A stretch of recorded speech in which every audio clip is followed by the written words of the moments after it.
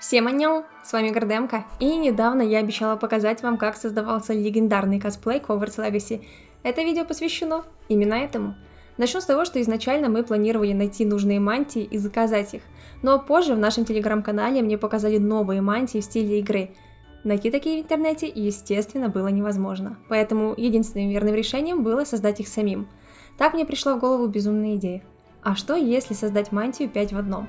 То есть мантию со сменными половинками, так как делать каждую мантию по отдельности было бы очень дорого и времязатратно. Но на этом наша фантазия не остановилась, и мы решили дополнить атмосферу флагами факультета и парящими свечами, как в столовой Хогвартса. Ну и какое поступление в школу магии без распределительной шляпы? Ну, конечно.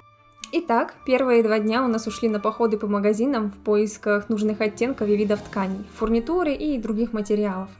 Так как для данного проекта у нас не хватало опыта, мы обратились к профессионалу своего дела Ирине. Мы безумно благодарны ей за то, что она сопровождала нас на протяжении всего пути, обучала нас, делилась советом и помогала в создании сложных деталей.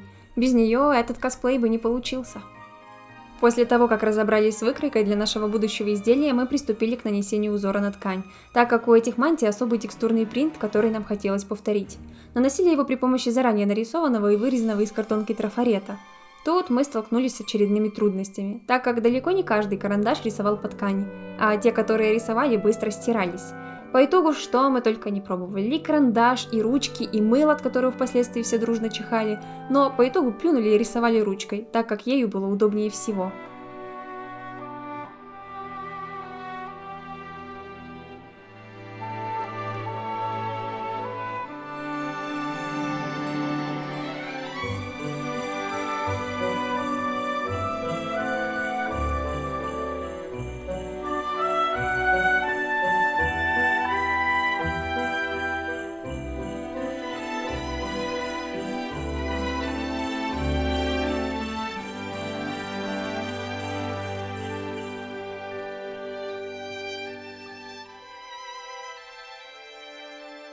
Следующим этапом был поиск ниток под ткань, где мы со своими 5 кусками ткани стояли у стеллажа с сотнями разных оттенков нити и пытались найти тот самый подходящий, прикладывая их к ткани, и как истинные эстеты рассуждали, тот он или не тот. А вот далее начался самый муторный, тошнотный, время и нервозатратный процесс – вышивка по узору. Ради интереса мы каждый раз фиксировали время, когда начинали работу и заканчивали ее. По итогу на вышивку 6 половинок костюма ушло 62 часа и 40 минут чистой работы, при условии, что в основном над этим трудились 3 человека одновременно. То есть, если бы я это делала сама, то процесс занял бы как минимум 170 часов только вышивки. Можно считать это полноценный рабочий месяц. За это время мы успели натереть мозолей, получить парочку нервных срывов, которые приходилось заедать вкусностями, пожертвовать полноценным сном, сломать 2 иголки и столько же потерять. Кстати, после чего отец без тапочек по дому не ходит и, находясь в нашей комнате, прежде чем сесть, тщательно проверяет диван.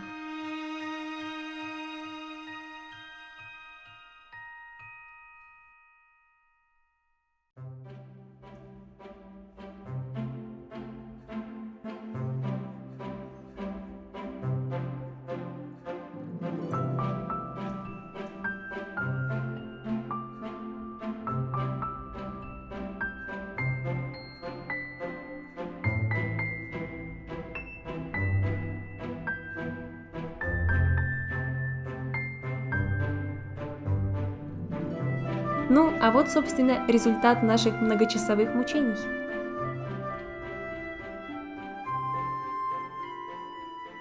Не передать словами, каким счастьем для нас было закончить этот процесс и перейти к другому. Но перед тем, как шить, нужно было вырезать все части мантии. И самым страшным в этот момент было случайно задеть вышивку и снова садиться за иголку с ниткой, от которых мы успели устать. А вот дальше нас ожидал довольно интересный процесс – работа за швейной машинкой. Каждый из нас с нетерпением ждал своей очереди, чтобы поучиться чему-то новому и поработать за ней. Для меня это был первый опыт. Сначала сложно было контролировать силу нажатия педали. Иногда от легкого машинка начинала строчить настолько быстро, что строчка улетала не в нужном мне направлении, после чего нужно было распарывать и делать заново. А еще сложно было контролировать подачу ткани под лапку, чтобы задавать нужное направление шва. Мне не передать словами все эти детали и нюансы этой работы, Но я однозначно хотела бы иметь машинку у себя дома и развивать свои навыки в этом направлении. Вернемся к шитью. Основная идея сделать мантию 5 в одном заключалась в следующем. Так как мантии разных факультетов отличаются лишь своей цветной половинкой и капюшоном, то было решено сделать эти части съемными, на молнии и сзади отстежным капюшоном. Таким образом, левая сторона, она же серая, остается несменной и соединяется с остальными частями мантии в зависимости от факультета. По итогу у нас получилась одна левая половинка, 5 правых и 4 капюшона. К слову, некоторые процессы при шитье были упрощены, так как мы спешили закончить все в сроки, поэтому швеи и портные, не судите нас строго. Кстати, мы получили довольно поучительный опыт. Поэтому небольшой совет от меня. Если у вас появится схожая идея с креплением разных частей на молнии, то при выборе нескольких молний обязательно застегивайте их между собой, даже если визуально они выглядят одинаково, так как неправильно подобранная половинка может искривить все ваше изделие, и из-за этого вам придется снова бегать по магазинам, тратить свое драгоценное время и дополнительные средства.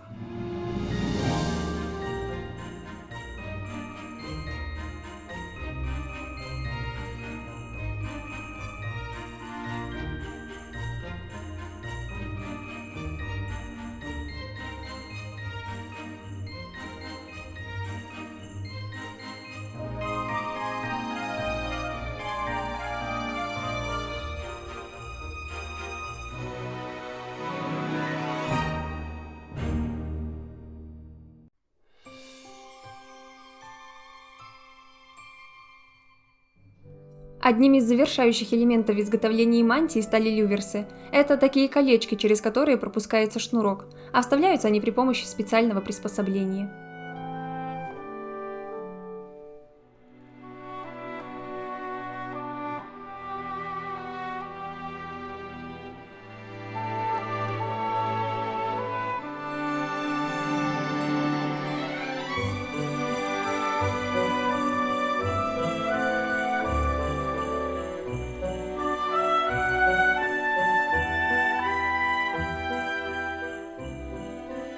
Последним и дополняющим штрихом стали нашивки разных факультетов, которые мы решили крепить к мантии с помощью липучек.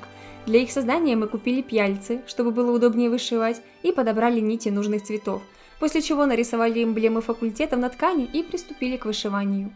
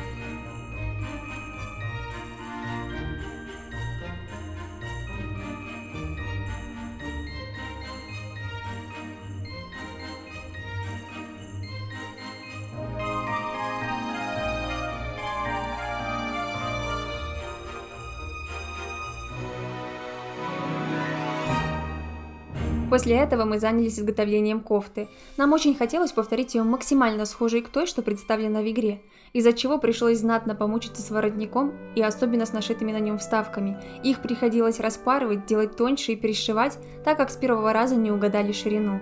Рассказывать о пошиве кофты особо ничего не буду, так как процесс почти идентичен пошиву мантий. Единственное, интересно было попробовать проклейку ткани, а в частности воротника, так как раньше такого не делала.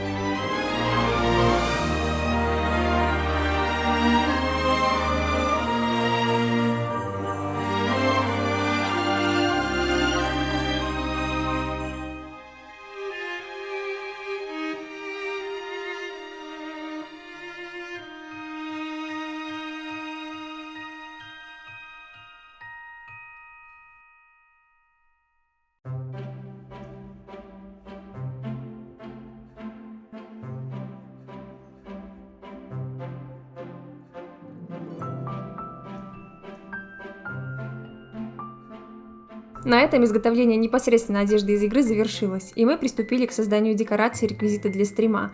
Изначально мы также планировали заказать флаги из интернета, но нас смутил тот факт, что в наличии не было одного из 4 факультетов, да и рисунок на них был из Гарри Поттера, в Хогвартс Легаси же он отличается, поэтому было решено, что мы нарисуем их сами. Следующей проблемой было то, что изображений с флагами из игры не было представлено разработчиками. А на тизерах даже в самом лучшем качестве было сложно рассмотреть детали, да и на разных видео они отличались друг от друга. Поэтому мы взяли за основу эмблемы факультетов с нашивок.